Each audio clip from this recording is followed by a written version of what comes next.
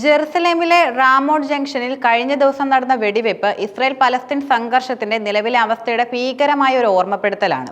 ഒരു തിരക്കേറിയ ബസ് സ്റ്റോപ്പിലേക്ക് കാറിലെത്തിയ 2 ഭീകരർ നടത്തിയ ഈ ആക്രമണം 6 നിരപരാധികൾക്ക് ജീവൻ നഷ്ടപ്പെടുത്തുകയും നിരവധി പേർക്ക് പരിക്കേൽപ്പിക്കുകയും ചെയ്തു. ഈ സംഭവം കേവലം ഒറ്റപ്പെട്ട ഭീകര ആക്രമണമല്ല, മറിച്ച് ഒരു പ്രദേശത്ത് നിലനിൽക്കുന്ന വിദ്വേഷത്തിന്റെയും സംഘർഷങ്ങളുടെയും ആഴത്തിലുള്ള പ്രതിഫലനമാണ്.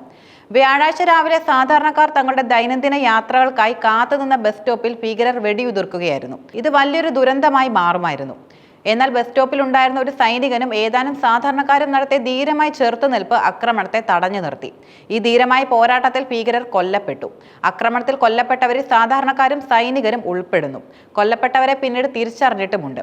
ഈ ആക്രമണം വർഷങ്ങൾക്ക് മുമ്പ് മുംബൈയിൽ പാക് ഭീകരർ നടത്തിയ ആക്രമണത്തിനും സമാനമായിരുന്നു.